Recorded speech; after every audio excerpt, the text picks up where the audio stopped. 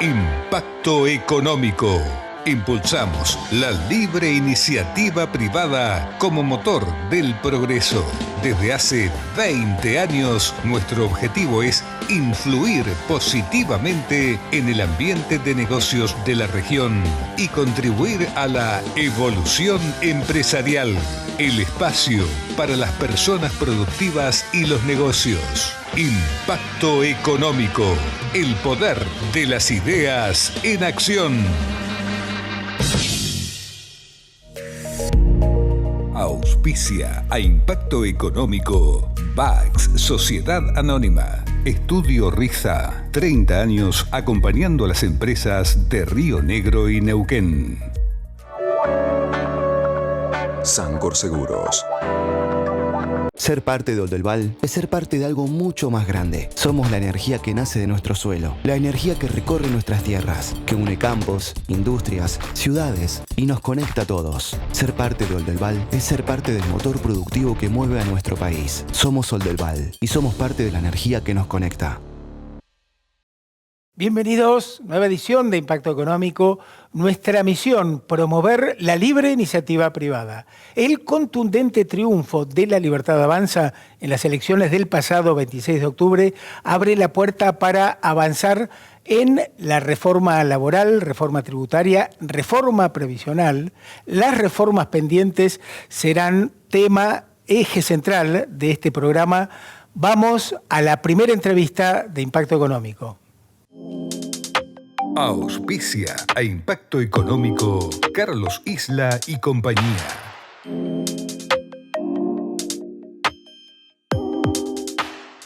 ¿Cuáles deberían ser las ideas rectoras para una reforma tributaria? Lo analizamos junto a Marcelo Capello, economista y vicepresidente del IERAL Fundación Mediterránea. Hola Marcelo, un gusto retomar el contacto. Gracias por tu tiempo para Impacto Económico. Hola Daniel, ¿cómo estás? Un gusto para mí volver a participar con ustedes.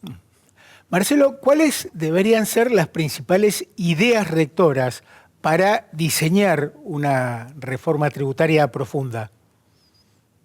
Bueno, hay bastante consenso que los impuestos más dañinos para el crecimiento económico, esos que son más distorsivos, son a nivel nacional derecho de exportación, impuesto al cheque; a nivel provincial, ingresos brutos, impuesto de sellos; a nivel municipal, el ingreso brutos municipal. Se trata de 5 tributos, básicamente, que suman cerca de 8 puntos del PIB. Entonces, la reforma tiene que pasar por ahí, pero claro, no se pueden eliminar impuestos por 8 puntos del PIB. Fíjate que el gran ajuste fiscal que hubo en el 2024, en Nación y en alguna medida también en provincias, implicó una baja del gasto público de 5 puntos del PIB. Es difícil pensar que va a haber otro ajuste por 8 puntos del PIB. Entonces, esa reforma tributaria tendrá que ser en alguna medida gradual, a medida de que vaya aumentando los recursos fiscales del Estado nacional y provincial y municipal, si la actividad económica se recupera, pero también reemplazando algunos impuestos más dañinos por otros menos dañinos, algunos más distorsivos por otros menos distorsivos, que aporten más o menos la misma recaudación, pero causando menos problemas a la economía. Y ahí, obviamente, entra el tema, por ejemplo, de ingresos brutos, que no se piensa, nadie está pensando en eliminarlo porque implica un 25% de los ingresos de las provincias, pero sí o reemplazarlo por otro o transformarlo en otro impuesto que sea menos dañino para el crecimiento económico. Claro. Entonces ahí se da esta cuestión de la sustitución. Claro. Se ha planteado la alternativa, la posibilidad de crear un super IVA y que reemplace a ingresos brutos. ¿Coincidís con esta posibilidad? ¿La ves viable?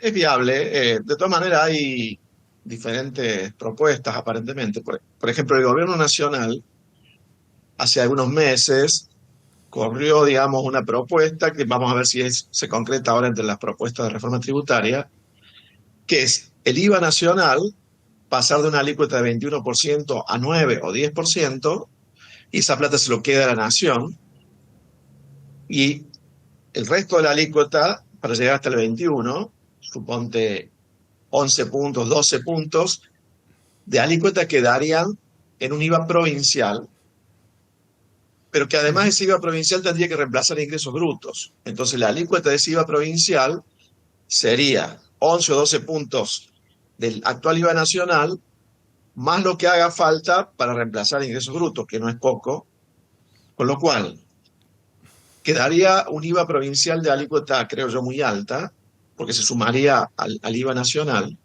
Las provincias podrían modificar la alícuota, es decir, podría haber diferentes alícuotas por provincia. Es más, la idea creo que en el gobierno es que haya competencia. Ahora, la pregunta es, en ingresos brutos las provincias podrían haber competido con las alícuotas bajándolas, Claro, claro. y eso no ocurrió. Más bien subieron alícuotas. ¿Por qué? Porque son impuestos poco visibles, especialmente ingresos brutos, pero el IVA también. Entonces, ojo que no sea que creemos un IVA provincial de alícuota muy alta y que además con el tiempo suba la alícuota en vez de baja, si las provincias no compiten a través de esa alícuota, que yo no le veo muchas posibilidades en ese sentido. Me parece que habría que pensarlo mucho mejor a esa reforma. Además, en un IVA provincial, que en parte reemplazaría al actual IVA nacional, que es coparticipado, es decir, que a las provincias llega un porcentaje de la recaudación que es muy diferente a lo que cada provincia recaudaría en su propio territorio.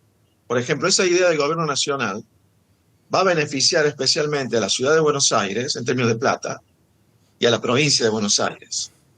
Quizás también a Neuquén, que es una provincia que tiene cada vez más actividad económica. Yo la verdad que no creo que una reforma tributaria deba servir para que la ciudad de Buenos Aires tenga mucho más recursos. Claro, Tengo la impresión que la ciudad de Buenos Aires, con los recursos que tiene, funciona bien. Entonces, ojo con ese cambio tributario, que también es un cambio en la coparticipación, y hay que pensarlo muy bien. Además, se trata de dos reformas y una puede trabar a la otra. La reforma de la coparticipación probablemente termine trabando la reforma tributaria, porque si la ciudad de Buenos Aires y la provincia de Buenos Aires ganan mucha participación, eso implica que la mayoría del resto van a perder y pueden trabar la reforma. Yo separaría una cosa de la otra. Es más urgente la reforma tributaria, tener mejores impuestos, y después con la coparticipación la vamos arreglando a lo mejor progresivamente, pero no mezclándola con la reforma tributaria. Claro, muy buen punto. Y coincidís en que hay una gran materia pendiente en las provincias de bajar gasto público. Sí, las provincias bajaron el gasto el 2024, un poco menos que la nación, pero este año 2025 lo están subiendo por arriba de lo que es la inflación. Cuando a nivel nacional el gasto público este año se ha estabilizado, en las provincias están gastando a mayor ritmo. Eso obviamente limita la posibilidad de una reforma tributaria. Si este año las provincias hubiesen cuidado más el gasto público, tendrían más espacio para esa reforma tributaria. Obviamente que entonces, mientras el gasto avance más rápido en provincias, cada vez va a haber menos posibilidad de reforma tributaria. Para eso se requiere, creemos, un pacto fiscal, un nuevo pacto fiscal, donde nación y provincias, y si es posible los municipios, pero ojo, también la nación, se comprometen a que el gasto público no suba más que la inflación por varios años. O sea, que el gasto suba como la inflación. Claro, claro. Suponte de acá, como mínimo hasta que termine el actual gobierno. Y si es posible, el siguiente gobierno también. Si el gasto público va a la par de la inflación y la economía crece, o sea, el PBI crece, la recaudación va a subir más que la inflación y genera ahí un espacio para ir usando ese excedente que se va a generar cada año para ir mejorando el sistema tributario. Por ejemplo, adaptar ingresos brutos gradualmente, todos los años un poco, ya sea con un IVA, aunque no, creo que no ese IVA como se estaba pensando a nivel nacional, sino con un IVA nacional de alícuota ampliado, que no permita alícuotas diferentes entre provincias, porque ya lo hemos visto con ingresos brutos. Cuando un impuesto grava las transacciones de todos los sectores, todas las etapas de la producción, y hay transacciones que se realizan entre provincias, por ejemplo, un industrial de Córdoba que vende a un mayorista de Neuquén, ahí cuando hay esas transacciones entre provincias, donde las provincias suelen aprovechar más para causar distorsión. Claro, tal Hasta no cual. hace mucho tiempo atrás, le cobraban mayor alícuota a las compras que venían de otras provincias que las compras propias de la provincia, por ejemplo. Porque está esa idea de los gobernadores que la pueden plasmar en ingresos brutos, que es nefasta, que es, primero, un impuesto que quienes los pagan, nadie se da cuenta que lo está pagando, si los consumidores pagamos ingresos brutos, no tenemos idea que lo estamos pagando. Claro. Ideal para un político, subo la alícuota, sube el precio de los bienes, pero nadie se da cuenta que el precio de los bienes sube porque subió ingresos brutos. Sí, sí. Y la culpa la tiene el comerciante. Y la culpa la tiene el comerciante. Y si hay inflación, ni hablemos porque se va, la suba de ingresos brutos se termina escondiendo dentro de la inflación. Claro, claro. Pero hay otro efecto que se le presta menos atención, que es esta cuestión de los ventas entre jurisdicciones.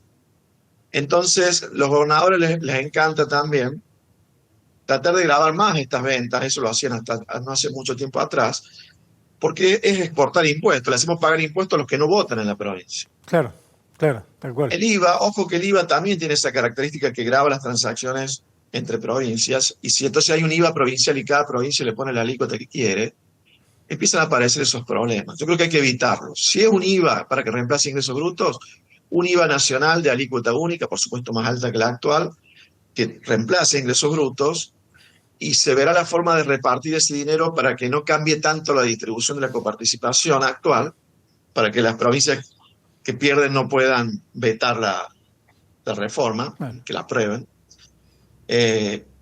O directamente volver a un pacto fiscal como el de Macri, ya se había hecho en el 92 con Menem y Cavallo, que es que el ingreso brutos se vaya en un periodo de 3 o 4 años convirtiendo en un impuesto a las ventas finales. Es decir, solo grava al que le vende al consumidor final. Claro. De esa Evitas- manera se evita gravar al campo, a la industria con ingresos brutos. Solo Claro, se grava al que le vende al consumidor final.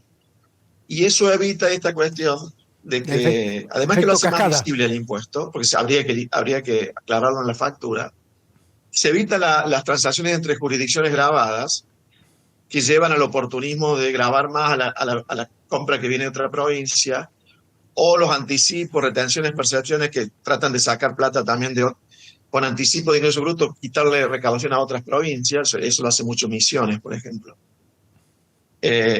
Y esa transformación de ingresos brutos en un impuesto a las ventas finales en un plazo de 2 o 3 años tendría además la ventaja que se puede hacer en forma gradual a medida que ese pacto fiscal que acota el gasto público va rindiendo sus frutos y generando espacio para la transformación de ingresos brutos. Bueno. Marcelo, en línea con la conformación del nuevo Congreso a partir del 10 de diciembre, ¿cómo ves la posibilidad de avanzar en las reformas pendientes, laboral, tributaria, previsional? Y por un lado, el actual gobierno tiene más votos y va a tener al menos una porción de los votos del PRO. Veremos también qué pasa en esta disputa con Macri. Pero al incorporar a Santilli al gobierno, se supone también que están pensando en que más legisladores del PRO voten como La Libertad Avanza.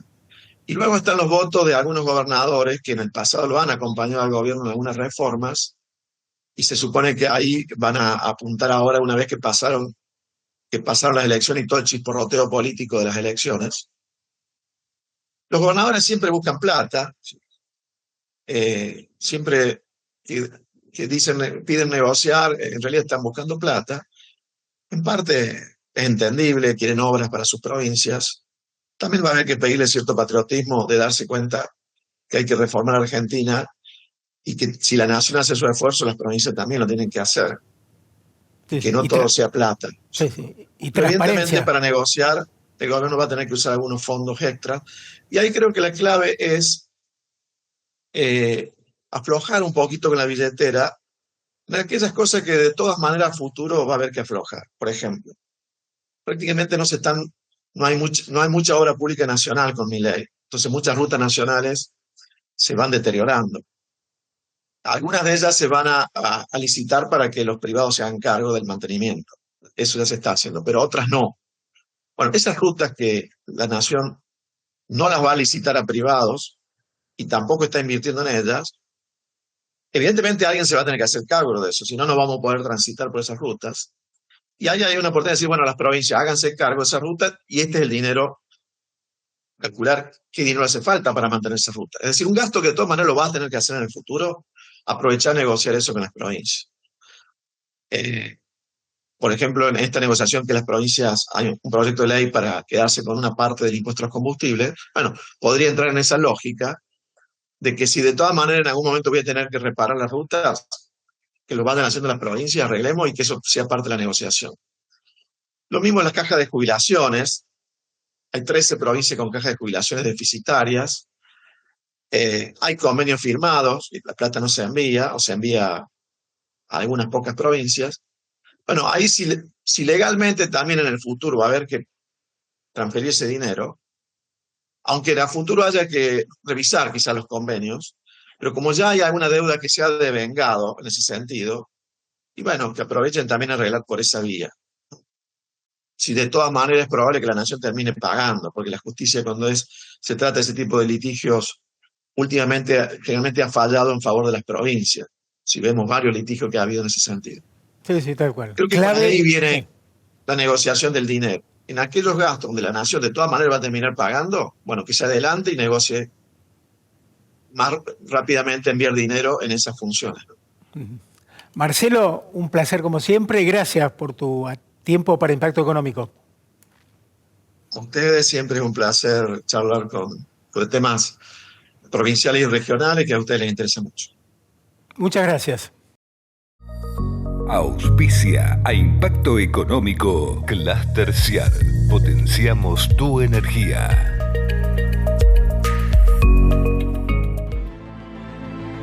Agua que has de beber, llévala a correr, llévala a comer, llévala a aprender, llévala a defender, llévala a crecer. Ahora podés llevar la pureza, la calidad y el sabor de Aqualic a donde vayas. Ahora, Aqualic, con vos a todos lados.